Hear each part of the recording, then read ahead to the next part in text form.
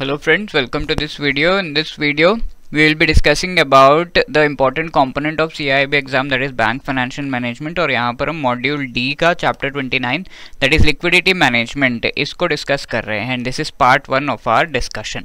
So liquidity management we have discussed a lot about liquidity previous chapters में, but यहाँ पर bank related liquidity management कैसे किया जा सकता है that is specifically being discussed. तो what is the definition of liquidity management, ये फिर से एक बार रिकॉल करेंगे, and in the context of bank and its balance sheet कैसे है ये, that also we will see.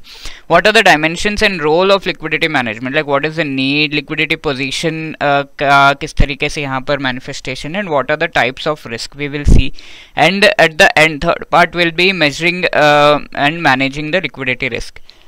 तो what are the steps involved here, एक स्ट्रक्चर हमें डेवलप करना है, tolerance level, stock and flow approaches किस तरीके से हैं वो सब हम देखेंगे, राइट।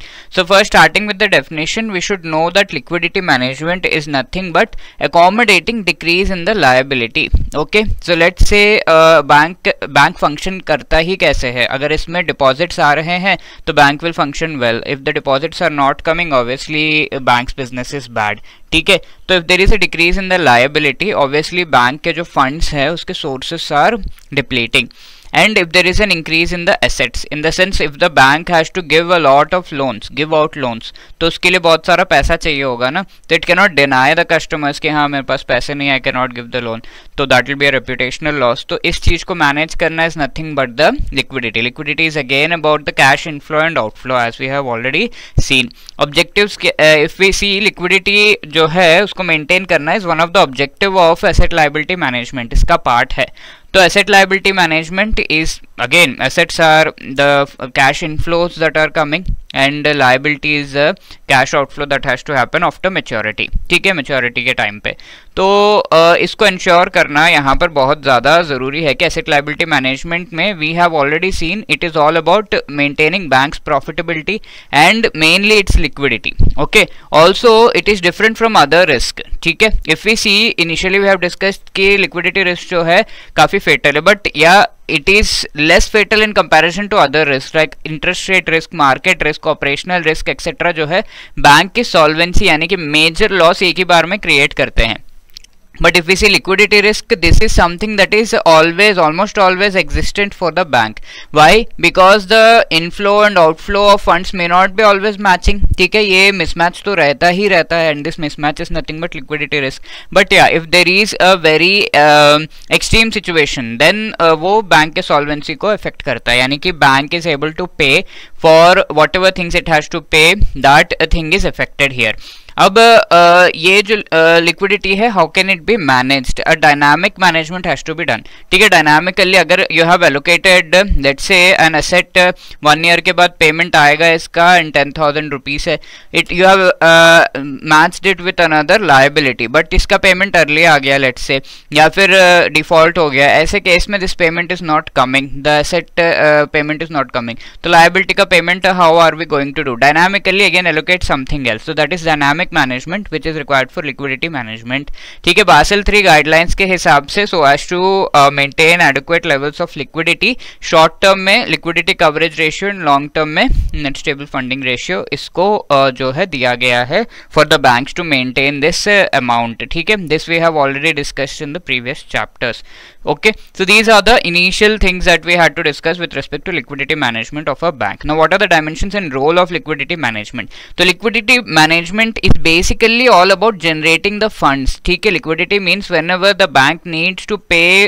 funds या फिर it requires funds for something, it wants to sell the assets, it wants to give an asset, ठीक है, increase the asset something, then the bank needs funds। तो ये funds generate कहाँ से होगा, to meet different contractual relationship obligations like loans किसी को देना है, तो you have a very good relationship with that particular customer, but you are unable to give because आपके पास funds नहीं है, तो relationship का obligation यहाँ पर है।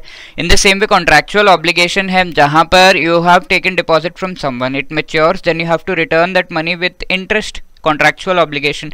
So loans and liabilities को manage करना is nothing but liquidity management, and that too it has to be managed at a reasonable price. ऐसा नहीं है कि at any price you are selling, buying things at reasonable prices which gives profit to the bank, and also at all the times it has to be managed. It is not that कि only in the short term या फिर only in the long term ऐसे है, but it has to be managed in all the times. और अगर liquidity position अच्छी रहेगी bank की, it signals the market that the bank is safe.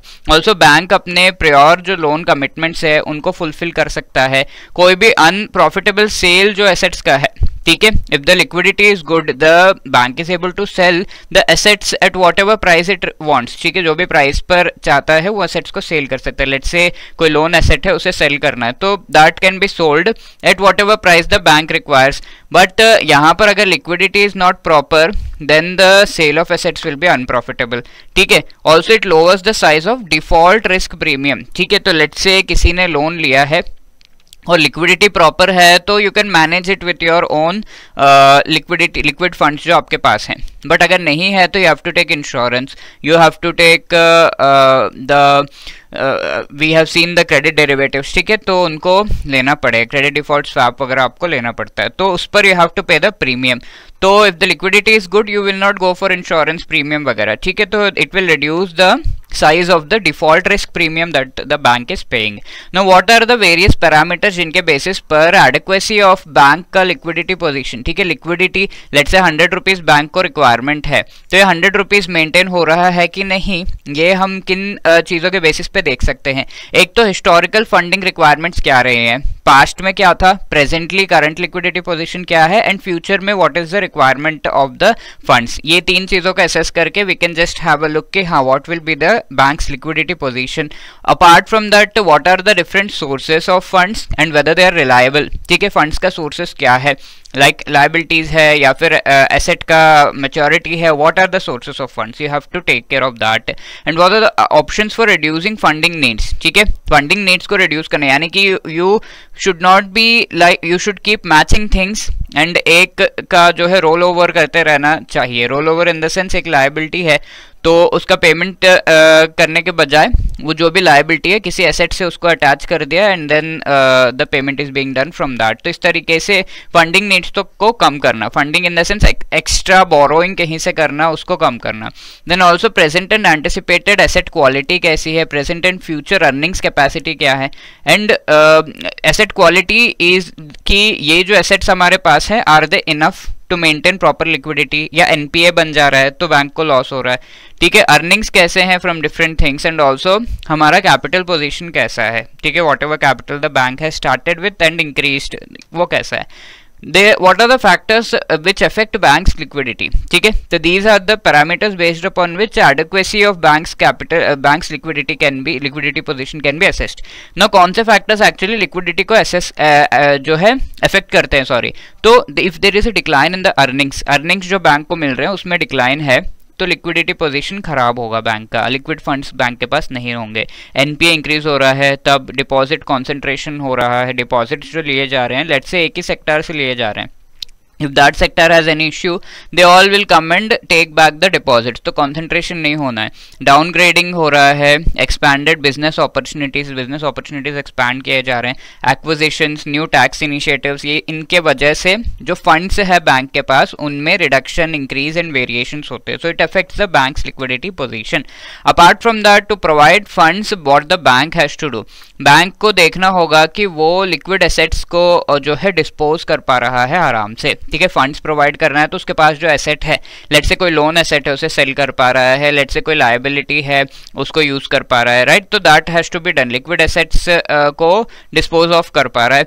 Short term borrowings को इंक्रीज करना है बिकॉज शॉर्ट टर्म बोरोइंग्स जितना ज्यादा रहेगा उतना ज्यादा जो है लिक्विड फंड्स बैंक के पास रहेंगे. लाइक 90 डेज का कोई बोरोइंग कर लिया, 1 मंथ का, 3 मंथ्स का बोरोइंग कर लिया, तो obviously the funds will that are there here will be liquid. या फिर यहाँ पर अगर हम देखें holdings of less liquid assets, तो ऐसे एसेट्स जो कि लेस लिक्विड है जहाँ पर पैसे फंस रहे हैं तो those have to be reduced. And also increase in liabilities of a term nature, ऐसे लाइबिलिटीज जो कि लॉन्ग टर्म के हैं that also should be there where you have to give a huge amount as a payment, ठीक है, back आपको payment करना है, तो वो ह्यूज अमाउंट आपने लिया तो टर्म नेचर होना चाहिए, यानी कि 1 ईयर या फिर 2 ईयर्स, ऐसे लॉन्ग टर्म में उसे पे करना है, ऐसा you should have sufficient time.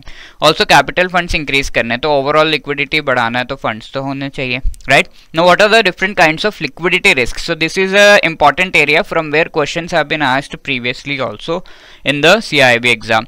So here there are different internal and external risk factors based upon with different liquidity risk के बारे में हम पढ़ते हैं। तो internal factors क्या है, risk factors, external factors क्या है, that we will see। तो external factors geographic, जैसे कोई location है, ऐसा कोई area है जहाँ पर let's say कोई political various other issues हो रहे हैं, तो people जो है funds रख तो रहे हैं but they are unable to make the payment of the loan back, ठीक है, that is a geographical factor जिसकी वजह से liquidity effect होता है। सिस्टेमिक और इंस्ट्रूमेंट स्पेसिफिक कोई फैक्टर है, ठीक है, सिस्टेमिक यानी कि पूरा इकोनॉमी में है, या फिर इंस्ट्रूमेंट स्पेसिफिक है, जहां भी फंड्स दिया हुआ है, लोन दिया हुआ है, इन्वेस्ट किया हुआ है, उसमें जो है बैंक को लॉस हो रहा है। एंड इंटरनल लिक्विडिटी रिस्क क्या है, क्या परसेप्शन है इस पर्टिकुलर बैंक का वेरियस मार्केट्स में, like local, regional, national, international markets में बैंक का परसेप्शन क्या है, उसके बेसिस पर whoever is putting the deposits, bank में डिपॉजिट कब हम रखते हैं, when we feel that it is safe. If the perception is not good national international markets में, तो who will keep money in this particular bank, right? So that has to be taken care of. Apart from that, funding risk is the first kind of risk that is being described here. So you can understand that from this particular figure here, यहाँ unanticipated withdrawals अगर हो रहे हैं तो liquidity position में issue कब होगा, अगर let's say you have 1 year का asset, you have matched it 1 year का लायबिलिटी, बट ये जो है पहले ही 6 मंथ्स में विड्रॉल हो गया, तो ये मैचिंग आपका जो है खराब हो गया, इजंट इट। तो अनएंटिसिपेटेड विड्रॉल जब होता है because of some systemic risk, loss of confidence, liabilities foreign currencies में है, तो ऐसा कुछ हो रहा है तो फंडिंग रिस्क उसे कहते हैं, क्योंकि फंड्स यहाँ पर अवेलेबल ही नहीं है। टाइम रिस्क, जहां पर आपका जो एक्सपेक्टेड फ्लो इनफ्लो है, यानी कि लोन जो है वो डिफॉल्ट हो चुका है, compensate for non receipt of expected inflows of funds, ये हो सकता है because of deterioration, asset quality में डिटेरियोरेशन हो रहा है, एनपीए बन गया है, या फिर रिकवरी में इश्यूज हो रहे हैं, और ये टाइम जो है ज़्यादा लग रहा है in getting back those funds, ठीक है, दैट इज टाइम रिस्क, ठीक है, जहां पर लोन का जो पेमेंट है वो डिफॉल्ट हो जाता है। Now call risk is another kind of risk, this is also important, ठीक है, यहाँ पर let's say call in the sense you bank has given bank guarantee, और ये बैंक गारंटी देने के बाद बैंक निश्चिंत है because bank is getting fees या commission over this bank guarantee, निश्चिंत है। But if at all default happens then the bank has to pay the entire amount, bank guarantee पे जो भी है अगर डिफॉल्ट हो रहा है तो बैंक को पे करना होगा, that is known as crystallisation of contingent liabilities. तो ये bank guarantee, letter of credit, these are called contingent liabilities. We have seen ना बैलेंस शीट का जो क्लासिफिकेशन हम देख रहे थे तो वहां पर वी हैव सीन, तो कंटिंजेंट लायबिलिटीज ऐसे लायबिलिटीज है which can result which can turn into liability, ये एक्चुअली एसेट्स में काउंट किया जाता है contingent liabilities, but these are kind of assets which can turn into liabilities at the time of contingent, यानी कि if there is a default by the buyer, ठीक है, तो then obviously bank guarantee पे bank has to pay. This is known as crystallization of the contingent liability, that is offshore off balance sheet, ये जो है था पहले, क्योंकि this was contingent liability, bank guarantee balance sheet में नहीं note करते, बट ये बैलेंस शीट में एंटर कर गया because default has happened and the bank had to pay, तो that is known as crystallisation of contingent liability. या फिर बैंक प्रॉफिटेबल बिजनेस नहीं कर पा रहा है, in that case also it is known as the call risk, ठीक है। तो these are the various risk. Now the third part, we have seen both of these, now we will have a look at the third part, that is measuring and managing liquidity risk. How can this be measured, what are the important, तो liquidity risk को manage करना है तो you need to have a proper framework and management related strategy, ठीक है। तो what are the different, what is a strong liquidity management के elements क्या हैं? Firstly good management information system होना चाहिए because the information has to be passed very properly. If at all there is a person जो कि default कर सकता है, तो आप उससे जो है एसेट नहीं देंगे, लोन नहीं देंगे, इजंट इट? तो that information has to be passed based upon the trend of that particular person and his account. ठीक है, नेट फंडिंग रिक्वायरमेंट्स की एनालिसिस अच्छे से होनी चाहिए इन डिफरेंट अल्टरनेटिव सिनेरियोस। ठीक है, not just in the normal scenario but different scenarios which आगे जाके हम we will see different scenarios. There can be a crisis scenario, specific, general crisis, all of that we will see. तो different scenarios में assess करना है कि कितना funding requirement है and there is diversification of these funding sources. ठीक है, contingency planning यहाँ पर करना है। तो फंडिंग के जो सोर्सेज है डाइवर्सिफाइड होने चाहिए, not like just one from one person you have you spoke and जब भी आपका कोई इशू हो रहा है, कंटिजेंट हो रहा है, तो you are asking that person but he is denying. ठीक है, तो ऐसे में आपके सारे फंडिंग सोर्सेस एक ही जगह कॉन्सेंट्रेटेड है, तो obviously you will not be able to get the fund if that person denies. ऐसे कंटिजेंसी टाइम में व्हाट इज द प्लान, तो उसका प्लानिंग भी होना चाहिए, है ना। So what are the different steps in measuring and managing liquidity risk? Firstly, you should develop a structure for managing the liquidity risk. एक structure developed होना चाहिए, एक strategy होना चाहिए। Setting tolerance level and limits, ठीक है, you have to set the tolerance कि कितना, what should be the level of risk that can be taken, what should be the level of loss that can be borne. All of these related tolerance levels must be there and there must be limit on that. And also finally measuring and managing the liquidity risk. If you want to manage liquidity risk, पहले measure तो करना है, measure करो फिर manage करो, that is the thing. तो developing a structure, इसकी अगर हम बात करें what are the important elements, ठीक है, structure develop करना मतलब एक strategy होना चाहिए पहले, how we have to proceed to manage this liquidity risk. What are the elements of this strategy? Firstly, quantitative qualitative targets होने चाहिए कि हमें इतना जो है mismatch इससे कम नहीं जाना चाहिए, ये नहीं होना चाहिए, ऐसे ऐसे करके targets होने चाहिए। Stressful events भी withstand कर पाए and specific policies आपके पास होना चाहिए with respect to different scenarios, different compositions of asset and liability और different gaps को कैसे आप handle करेंगे, liquidity different currencies में कैसे handle करेंगे, different countries के साथ आपके अगर रिलेशंस है तो how you will handle that. Business units, bank में जो है पूरा का पूरा यूनिट, ये लिक्विडिटी स्ट्रैटेजी जो भी आपने मैनेजमेंट स्ट्रैटेजी आपने फिक्स की है at the top management level, that has to be communicated to the entire bank, all the people. Board जो है इसे मॉनिटर करेगा कि परफॉर्मेंस कैसा है and overall responsibility top management related एक एसेट लायबिलिटी कमिटी या फिर ट्रेजरी डिपार्टमेंट या फिर रिस्क मैनेजमेंट का स्पेसिफिक डिपार्टमेंट के पास होना चाहिए। Okay, apart from that foreign currency related जो ट्रीटमेंट है that has to be different. ठीक है, फॉरेन करेंसीज में लिक्विडिटी रिस्क को कैसे मैनेज करता है बैंक, तो ये डिफिकल्ट होता है टू रीजन से, बिकॉज लेट्स से बैंक ने फॉरेन में किसी को लोन दिया है और कई बार ये होता है कि this person who is outside India he might not be knowing about this particular bank properly and so कुछ भी रूमर्स होते हैं तो वो बिलीव कर लेते हैं उन रूमर्स पे, तो that they will start pulling back their money, ऐसा हो सकता है। तो bank is not well known, ये एक इश्यू हो सकता है, या फिर bank is not always able to, foreign currency में इंडिया में जो रिसोर्सेज है, लेट्स से बैंक के पास रुपी रिसोर्सेज है तो ये रुपीस को वो इमीडिएटली डॉलर्स में कन्वर्ट कर ले, ऐसा हर बार पॉसिबल नहीं है। ठीक है, it might not be possible always. So these are the two things because of which it is difficult ऐसे foreign currency related liquidity management को करना। And bank has to take two specific important decisions in this regard कि management structure क्या होगा अगर आपको funding करना ही है, फॉरेन करेंसी ऐसे करना ही है, तो how you will what will be the structure of managing and how you will decide at what level.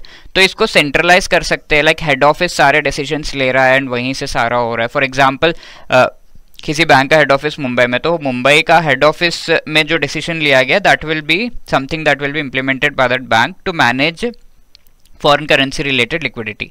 या फिर ये डिसेंट्रलाइज किया जा सकता है, लेट्स से फॉर एग्जांपल एक बैंक है उसका लंदन में जो ऑफिस है, it will be managing all the transactions, European union के सारे ट्रांजैक्शंस वो मैनेज करेगा क्योंकि लंदन में है। ऑब्वियसली अब लंदन जो है वो पार्ट नहीं है ऑफ यूरोपियन यूनियन, बट या somewhere just an example, let's say it is a part.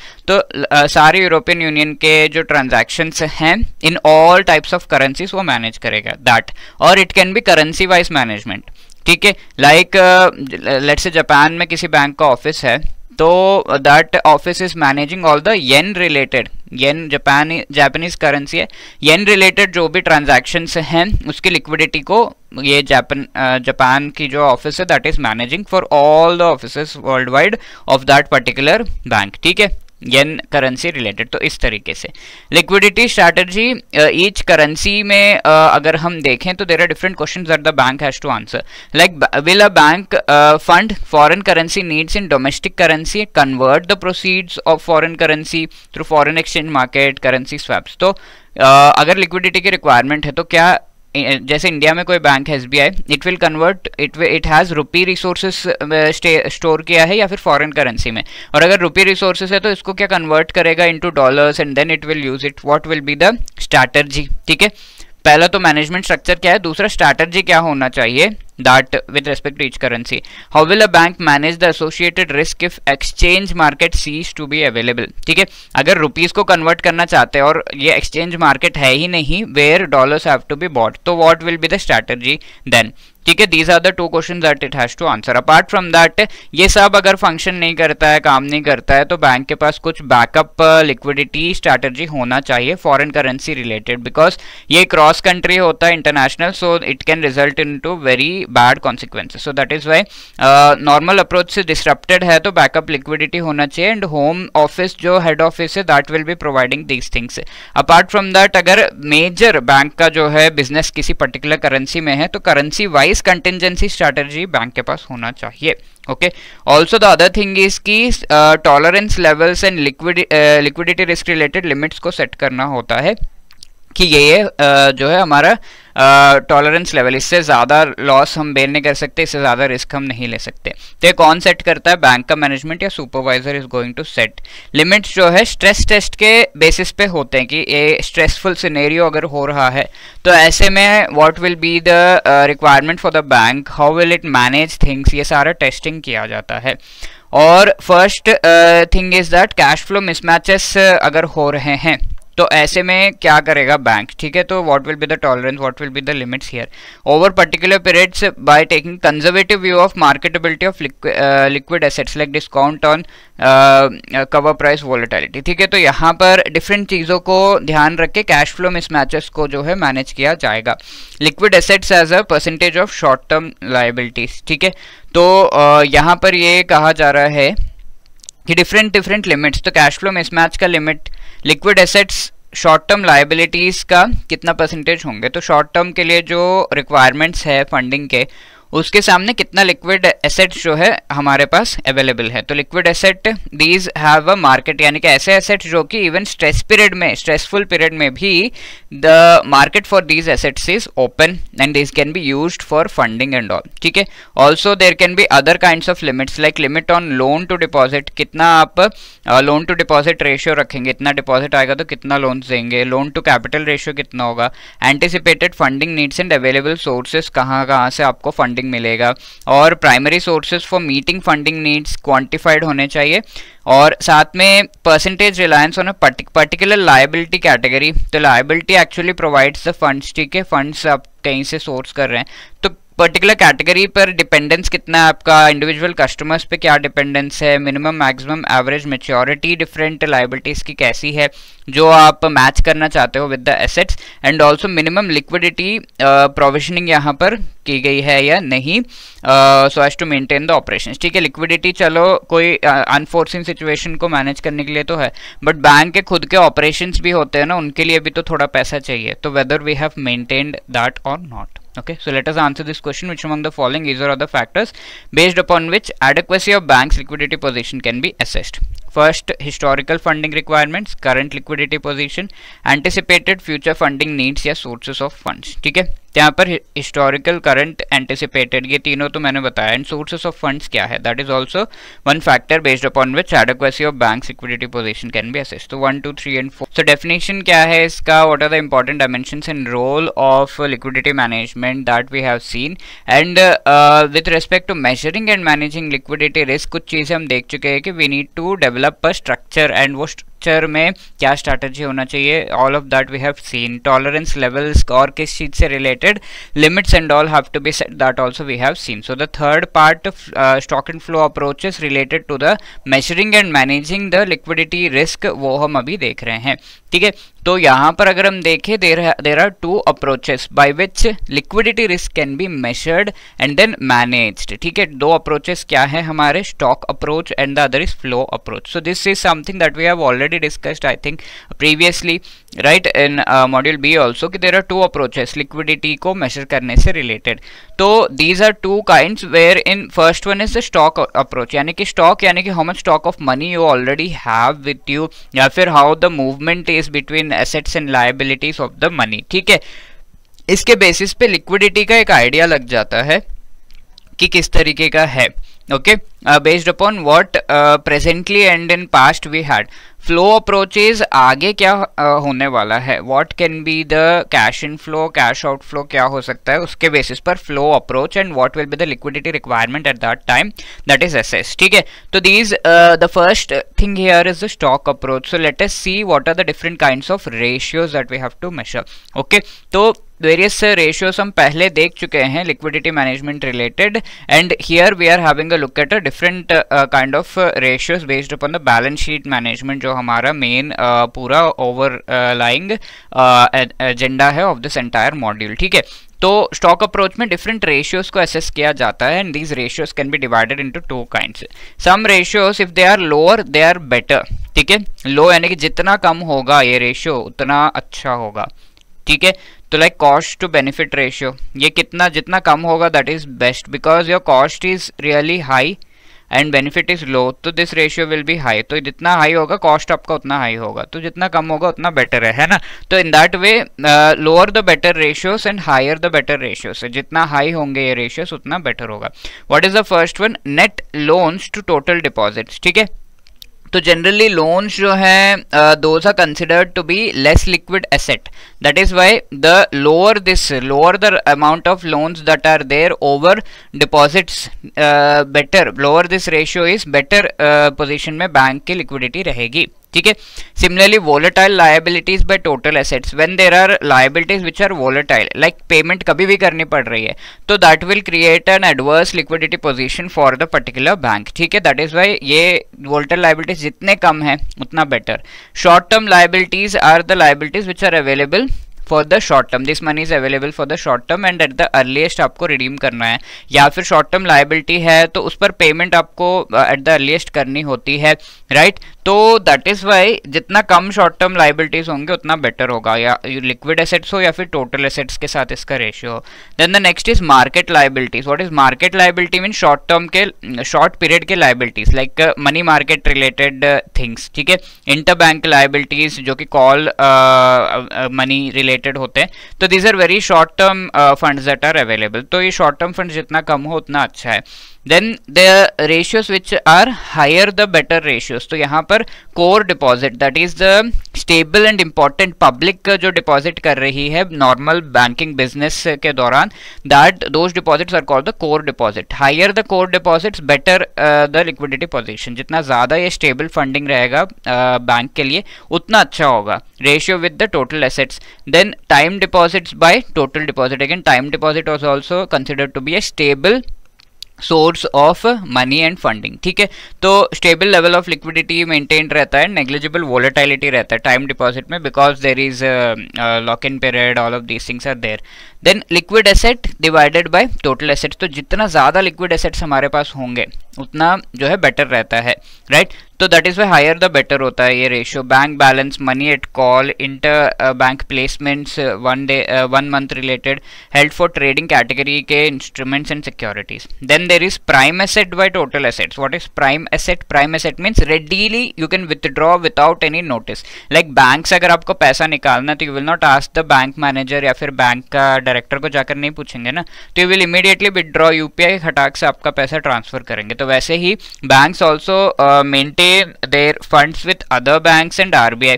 तो they do not need to take the permission from them so as to withdraw that money. So that is known as the prime asset. Without any notice you can withdraw the money anytime. Prime asset जितना ज़्यादा होगा उतना अच्छा है, उतना liquidity है, because this is very liquid, isn't it? So these are the different stock approach से different ratios के बारे में हमने देख लिया.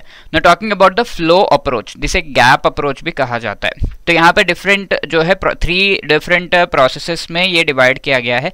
The first is measuring and managing the net funding requirement. First of all you need to know what is the funding requirement, है ना, जितना कितना आपका liquidity position में gap आ रहा है, that is the funding requirement. So that is why it is known as the gap approach. ठीक है, like for example 10,000 rupees asset you are getting and you have to pay a liability of 15,000 rupees. You have matched these two, but there is a funding requirement of 5,000, isn't it? This is the gap that you have here for this particular maturity. ठीक है, तो that is why this is known as the measuring and managing the net funding requirement. तो ये तो आपका हो गया let's say 1 month का ये लाइबिलिटी एंड एसेट है, राइट? तो ये हो गया. ऐसे 1 डे के बाद आपकी कुछ जो है गैप होगा, 2 डेज के बाद गैप होगा, 1 वीक के बाद गैप होगा, 1 मंथ के बाद गैप होगा, 1 ईयर के बाद गैप होगा, 2 ईयर्स के बाद गैप होगा. सो इस तरीके से डिफरेंट टाइम फ्रेम्स में if you are measuring this gap, that is known as the maturity ladder. ठीक है, इसको हम मैच्योरिटी लैडर कहते हैं. तो इस चीज को एसेस किया जाता है. नेट फंडिंग रिक्वायरमेंट क्या है? Based on maturities of assets and liabilities, this thing is assessed at different points of time. What is the requirement of funding? Then apart from that negative gap अगर है तो based upon the policy, आपके पास एक policy होती है liquidity management policy, तो उस के बेसिस पर you will be managing this negative gap. ठीक है, ऑब्वियसली यहाँ पर नेगेटिव गैप है 5,000, तो how you will manage based upon the policy.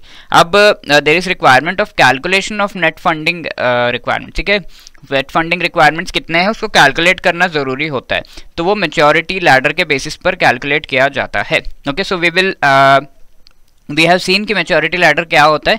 यहाँ पर 1 डे के बाद एसेट एंड लायबिलिटी मैच करते हैं और लेट से कोई भी नेट यहाँ पर नहीं निकल कर आ रहा है, तो there is no funding requirement. तो इस तरीके से पॉजिटिव है तो obviously funding requirement is not there, negative है तो फंडिंग रिक्वायरमेंट है. तो ऐसा तो ये फंडिंग रिक्वायरमेंट देखा जाता है मैच्योरिटी लैडर के बेसिस पे. And calculation of a cumulative net excess और डेफिसिट ऑफ फंड्स, जो मैंने आपको बता दिया. Future cash flows based on assumptions of future behaviour. ठीक है, फ्यूचर में क्या होगा, लाइक 1 ईयर के बाद, 2 ईयर के बाद, what will be the variation. तो based upon the behaviour of asset and liability and of balance sheet items ये एसेस किया जाता है. ठीक है, बिहेवियर यानी कि प्री पेमेंट आ जाएगा या फिर लेट्स से कोई लायबिलिटी है तो उसे उसका विड्रॉल पहले ही हो जाएगा. व्हाट विल हैपन, तो नेचर एसेस किया जाता है based upon the situation and requirement of funding is assessed. This is the first part. तो इससे ये calculation related we will see more things. Let us see what is the second part, second step here, managing market access. तो इसमें 3 main aspects आपके आते हैं. Market access यानी कि let's say you need fund, पहले तो फंडिंग रिक्वायरमेंट देख लिया कितना है, then you need to get the fund ना, कहाँ से आएगा, मार्केट से आएगा. तो फंड एक्वायर करने के लिए एक्सेस तो होना चाहिए मार्केट का, so that has to be assessed also. ठीक है, तो लायबिलिटीज का डाइवर्सिफिकेशन आपके पास होना चाहिए. Different kinds of sources of money जो है वो होना चाहिए आपके पास, सो दैट फंड्स अवेलेबल हो आपके पास. ओके, तो based upon instrument type, nature, geographic market, this diversification has to be done. Apart from that different companies से हम जो है लेट्स से कोई कंटिजेंसी सिचुएशन आ गई, you have to borrow from someone, so there must be someone who is actually financing you, isn't it. तो inter company financing को करना है तो strong relationships you have to build between you and different entities who are providing you the funds. ठीक है, strong relationships have to be built. और इन सब का जो है funding relationship indicators inter company financing में अगर हम देखें, देयर आर 2 इंडिकेटर्स. क्या फ्रीक्वेंसी है कॉन्ट्रैक्ट का, यानी कि रिलेशनशिप बेटर कब होगा, when you are frequently having a contract with this person for funding, और कितना आप ये फंड्स को एक्चुअली एक्सेस कर रहे हो. These are the 2 things that are assessed as parameters. ठीक है, this can be asked. Market for asset sales और बोरो अगेंस्ट एसेट्स. ठीक है, तो this is the third aspect market access related. तो ये एक तो आपने बोरोइंग रिलेटेड देख लिया, लायबिलिटीज की डाइवर्सिफिकेशन देख ली, देन एसेट्स अगर आपके पास हैं तो उसको आप किसको सेल कर सकते हैं and weather the market is available for that. या फिर अगर आपको एसेट के सामने बोरोइंग करनी है, एज अ कोलेटरल, तो whether the market is available for that. तो इसके इंडिकेटर्स क्या है? लोन सेल क्लॉसेस, तो लोन अगर आपने किसी को दिया so that is an asset, if you want to sell it there has to be clause in the loan कि हाँ ये सेल किया जा सकता है, सिक्योरिटाइज किया जा सकता है, तो वो क्लॉज अवेलेबल है। फ्रीक्वेंसी कितना है आपका use of the asset sales market का, फ्रीक्वेंसी कितना है, that has to be seen. अब मार्केट का एक्सेस तो हमने देख लिया, let's say now actually some contingency is happening, तो उसकी प्लानिंग हमें कैसे करनी है, ठीक है। तो first of all the bank has to ask itself the questions related to this कि is there a strategy for handling this crisis, क्या हमारे पास कोई प्रोसीजर है, कैश अगर हमें चाहिए इमरजेंसी सिचुएशन में उसके लिए कोई प्रोसीजर है क्या। It has to answer these questions with itself. Elements क्या है किसी कंटिंजेंसी प्लान के, इंफॉर्मेशन फ्लो सही होना चाहिए कि दिस कंटिंजेंसी माइट कम, पहले से कोई असेस करके बता रहा है, so that has to be taken seriously and the bank has to act, and this information has to pass from the bottom level to the top and the decisions have to pass from top to down, ये सारा चीज सही होना चाहिए, ठीक है। तो इस तरीके से थर्ड इज कस्टमर रिलेशनशिप्स आपके जो है अच्छे होने चाहिए, बोरोवर्स के साथ रिलेशनशिप अच्छे होने चाहिए, because if at all there is any issue, customers अपना पैसा जो है एकदम से खींचने नहीं आ रहे हैं, whatever deposit they have done, bank run नहीं हो रहा है, या फिर जो बोरोवर्स हैं they also are paying at the right time, so proper relationship must be there, and also how you are dealing with the press and media bank के लिए important है। like I said international business है, ऐसा कुछ है तो press media, bank के bankruptcy let's say उसने डिक्लेयर कर दिया या फिर ऐसा कुछ, तो पैनिक अगर क्रिएट किया है तो उन र्यूमर्स को कैसे हैंडल कर रहा है, that has to be taken care of, because internationally तो international customers might not be knowing about Indian banks anything, so वो अपना पैसा खींचने तो इमीडिएटली आ जाएंगे, तो this rumours has to be handled. साथ के साथ there must be some backup liquidity emergency situations के लिए, that has to be taken care of. And RBI के कुछ गाइडलाइंस है मैच्योरिटी बकेट्स रिलेटेड, ठीक है। तो यहाँ पर हमने देखा था ना मैच्योरिटी लैडर में डिफरेंट मैच्योरिटी से related you have to give what is the liquidity position, तो क्या मैच्योरिटी से related you have to give, what is the time frame, time period क्या होना चाहिए, आरबीआई ने इससे रिलेटेड गाइडलाइंस दिए हैं जो एंड में हम देखेंगे, ठीक है। तो now let us see how this calculation of funding requirements is done. There are different steps, already हम देख चुके हैं। एक तो मैच्योरिटी लैडर को कंस्ट्रक्ट करना, ठीक है, कि 1 डे के बाद क्या एसेट्स मेरे पास आ रहे हैं, क्या लायबिलिटीज में पेमेंट करना है, are these two balancing out, okay 1 day वाला maturity is okay. Now 1 week के बाद what assets are coming in this particular week and what are the liabilities, are this getting balanced, so that is the maturity ladder, ठीक है। तो इस तरीके से maturity ladder build करना, और फिर ये maturity ladder के बेसिस पर जो लिक्विडिटी एसेस की गई है that has to be taken at different scenarios, ठीक है, एनालाइज करना है अल्टरनेटिव सिनेरियोस में, डिफरेंट सिनेरियोस में।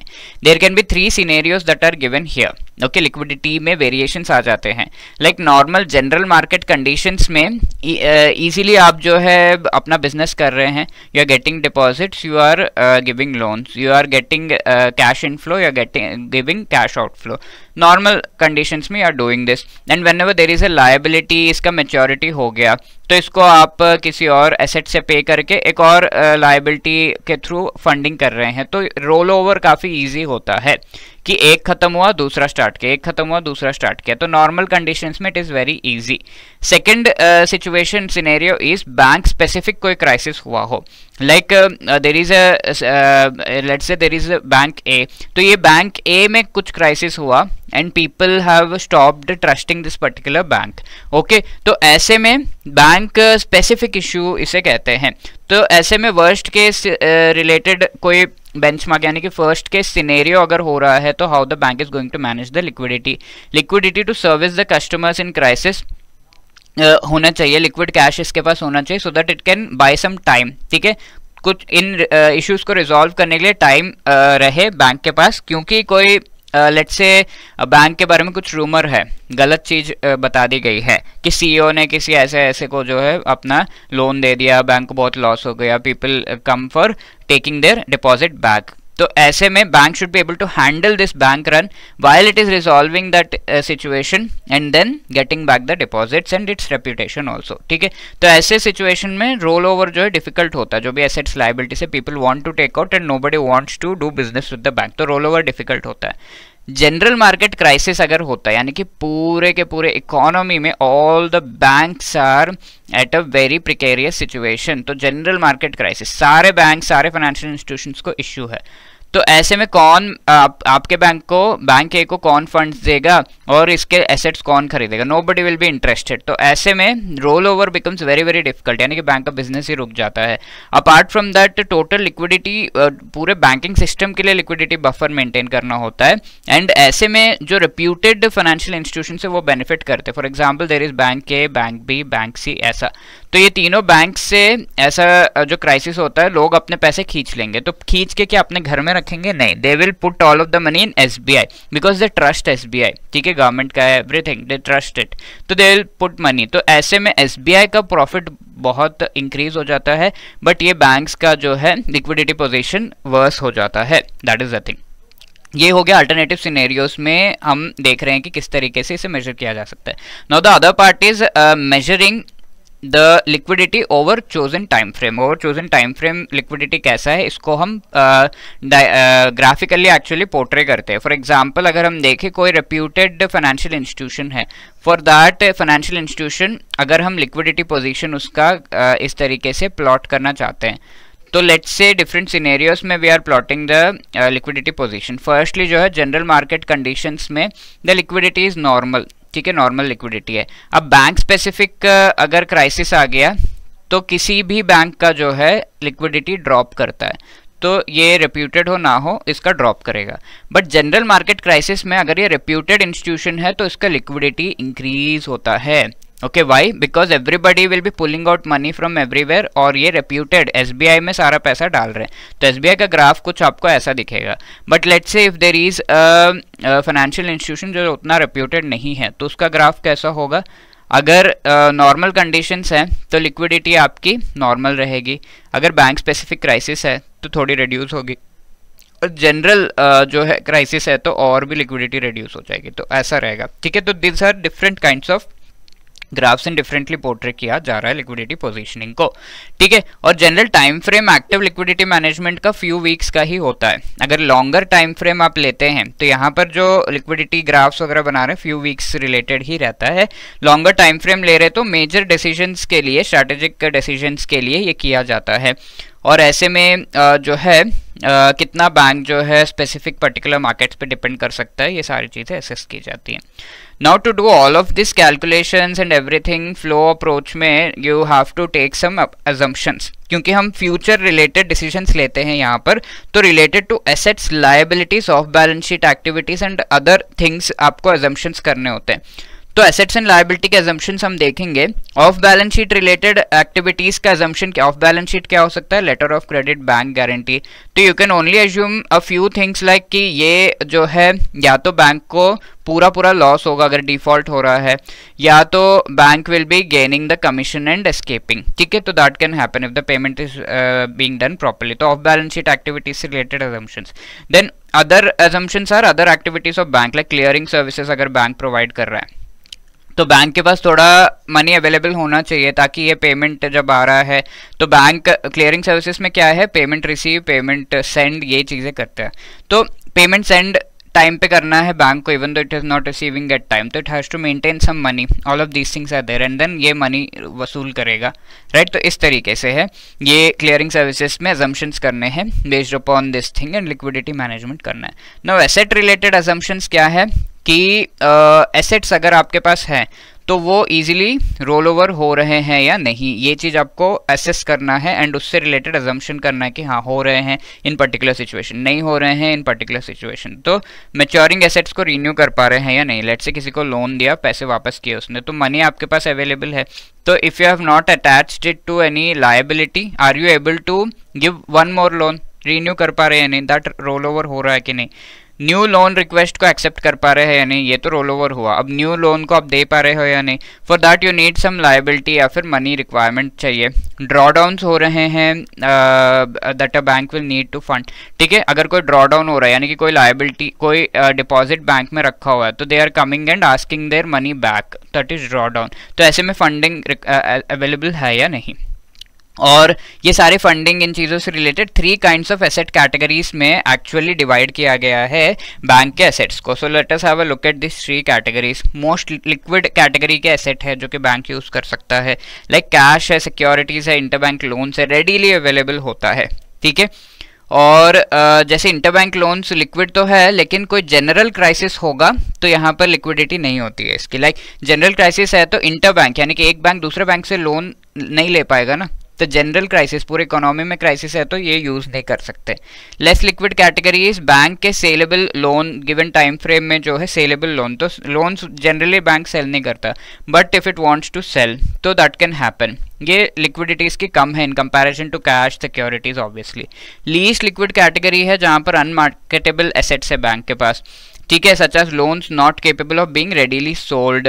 ठीक है, bank premises and investment subsidiaries पे जो इन्वेस्टमेंट और पैसा उनके जो एसेट्स है, कोलेटरल, वो सब यूज नहीं कर सकता. ठीक है, तो ऐसे लीस्ट लिक्विड कैटेगरी के भी हो सकते हैं. एंड इन सारे में ही if there are any assets that are pledge to third parties. ठीक है, आपने प्लेज किया है, right, you have put it as a collateral या फिर ऐसा कुछ रखा हुआ है, तो ऑलरेडी वो यूज्ड अप एसेट है, तो you can not further use it to pay something, है ना. तो इस तरीके से तो ऐसा एसेट क्लासिफिकेशन रहेगा बैंक के पास.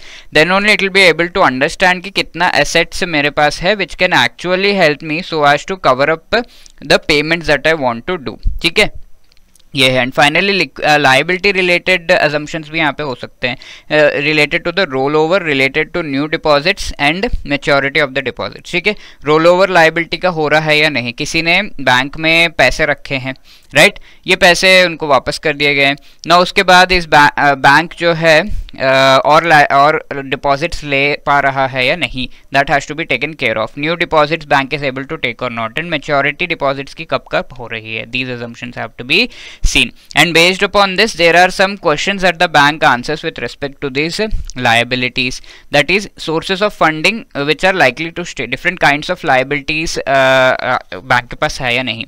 sources of funding which are likely to stay with a bank under any circumstance, ऐसे sources है क्या बैंक के पास. sources of funding can be expected to run off gradually if problem arise, and at what rate is deposit pricing a means to controlling the rate of run off. ठीक है, तो first 2 categories ऐसे liabilities हैं जो bank के पास हमेशा worst case में भी अवेलेबल रहेंगे. ठीक है, ऐसे लाइबिलिटीज है.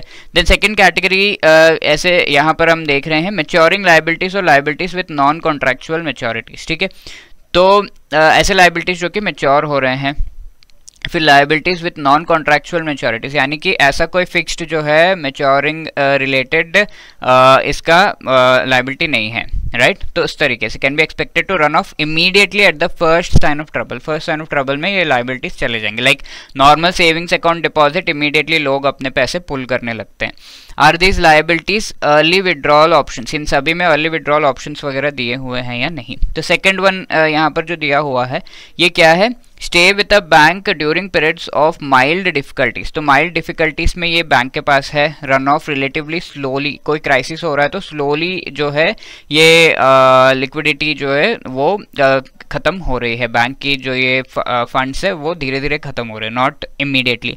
Third category without contractual maturity means any immediately, जैसे ही ट्रबल दिखा वैसे ही these liabilities are going out. तो ऐसा कैटेगराइजेशन बैंक्स अगर रखेंगे तो they will have an idea funding requirements क्या है क्या नहीं है. ओके, तो वेरी ऑब्जेक्टिवली हमने ये सारी चीजें देखे. And finally the thing to discuss is how the RBI has given the guidelines with respect to maturity buckets. Tomorrow की मैच्योरिटी हमारी जो है एसेट्स एंड लाइबिलिटीज कितने अवेलेबल है, that has to be taken care of. 2 to 7 days में, 8 to 14 days, 15 to 30 days, 31 days to 2 months, 2 to 3 months, 3 to 6 months, 6 months to 1 year, 1 year to 3 years, 3 to 5 years, over 5 years. ऐसे आपको maturity जो है maintain करने, maturity ladder बनाना है, and then the bank can go for assessing the liquidity risk. Okay, so these are the things. Now let us discuss this question, which among the following ratios with respect to liquidity management of banks are better if they are high. ठीक है, high value है तो better है वो. ऐसे कौन से? Core deposit, stable deposit, time deposit, stable deposit, liquid assets जितना ज्यादा होगा उतना बेटर होगा for the bank. Now net loans, loans जितना ज्यादा होगा, वी नो कि लोन्स जो है वो लेस लिक्विड माना जाता है, तो this is a lower the better deposit. ठीक है, लोअर द बेटर डिपॉजिट है ये, हायर द बेटर नहीं है. That is why this will not come, but 1, 2 and 3 only will be the right answer here. So A will be the right answer.